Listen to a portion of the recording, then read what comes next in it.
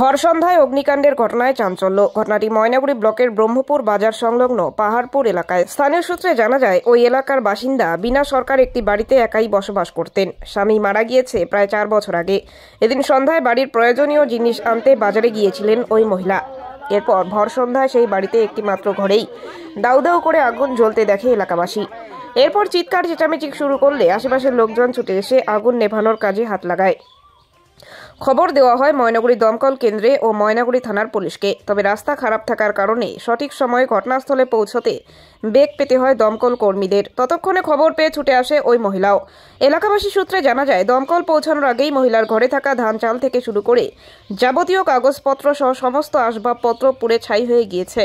আর এর ফলে সর্বস্ব হারিয়ে কান্নায় ভেঙে পড়েছেন বিনা সরকার নামে ওই মহিলা।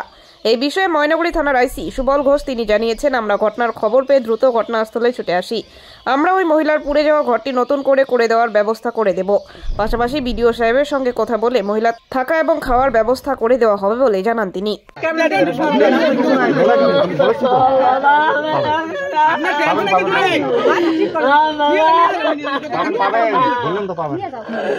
আমরা কথাবার্তা বলেছি, আমি বিডিও সাহেবের সঙ্গেও কথা বলেছি, পঞ্চায়েত সদস্য আছেন।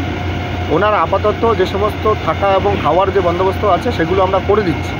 একমাত্র ঘর আছে পুড়ে গেছে, সেই ঘরটা রিপেয়ার করার জন্য আমরা ইমিডিয়েটলি সেটা করে দেওয়ার বন্দোবস্ত আমরা করব। ওনাকে আমরা বলেও আসলাম যে উনি যেন নিশ্চিন্তে থাকেন। নিশ্চিন্তে থাকার তো কোনো প্রশ্ন নেই, পুড়ে গেছে, আমরা পাশে আছি, ওনার কোনো টেনশন করার কিছু নেই। আমরা ওনার সর্বত্র রকম সাহায্য আমরা করব। Thank you sir. আজকে যে এই ভয়াবহ অগ্নিকাণ্ড, এই বিষয়ে কিছু বলুন। আমার কাছে যখন খবর গেল, আমি সঙ্গে সঙ্গে আপনার আমাদের যে ফোন করা হলো, তারপরে 5 ফোন করলো, 5 চলে আসলো এবং আইসি সাহেব যা বললো। তারপরে আমরা আমাদের গ্রাম পঞ্চায়েত পক্ষ থেকে আগামীকাল কমসে কম থাকার জন্য ত্রিপাল বন্দোবস্ত করে দেবো এবং আমি নিজেই কালকে সকালে এসে ওনার খাওয়া দাওয়ার বন্দোবস্ত করে দেবো। ঠিক আছে। খবর পাই যে পাহাড়পুর গ্রামের রাজশাহী পাড়াতে বিনা সরকারের বাড়িতে এক ভয়াবহ আগুন লাগে এবং তার যে শোয়ার ঘরটি, ওই ঘরে যা আসবাবপত্র ধান চাল যা ছিল সমস্ত আগুনে ভস্মীভূত হয়ে যায়। এবং খবর পেয়ে ময়নাগুড়ি থানার আইসি সাহেব আসেন, এখানে রাজাহাট ফাঁড়ির মোটমাটি ফাঁড়ির যে ওসি সাহেব আসেন এবং ফায়ার ব্রিগেড ময়নাগুড়ি, ওরা এসে আগুনটা আয়ত্তে নিয়ে আসে।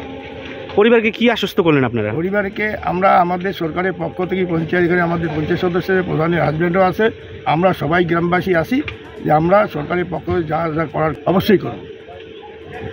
ঠিক আছে। আপনার পরিচয়? আমার পরিচয়, আমার নাম আব্দুল জব্বার, প্রাক্তন ভূমি কর্মকর্তা ময়নাগুড়ি পঞ্চায়েত সমিতি। ঠিক আছে, থ্যাংক ইউ। অগ্নিকাণ্ডের আমি একটা খবর পাই, বেশ কিছুক্ষণ আগে খবর পাই এবং সঙ্গে সঙ্গে আমার এখানকার ওসি এবং আমাদের পঞ্চায়েত সদস্য সবার সঙ্গে কথাবার্তা হয়। আমরা সঙ্গে সঙ্গে এখানে আসি, ফায়ার ব্রিগেডও তাড়াতাড়ি।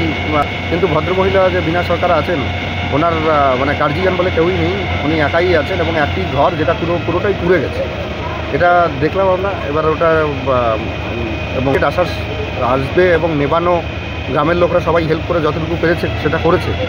কিন্তু টিনের ঘর আছে, সম্ভবত এখনও কোনো কারণ জানা যায়নি কী কারণে হয়েছে। আমরা আসছি এবং আমরা সবাই এখানে আছি, পঞ্চায়েত সদস্যও আছেন, বাকি সবাই আছেন। আমরা এখন থাকা আপাতত উনি একজন আত্মীয়র বাড়িতে থাকছেন, ওনার সমস্ত থাকার যে বন্দোবস্ত এবং খাওয়া দাওয়ার বন্দোবস্ত এটা ইমিডিয়েট যা দরকার সেগুলো আমরা করে দিচ্ছি। এবং ঘরের যে রিপেয়ারিং আছে সেটা আমরা বিডিও সাহেবের সঙ্গে আমার কথাও হয়েছে, রিপেয়ারিংয়ের বন্দোবস্ত আমরা সেটা ইমিডিয়েট নেই।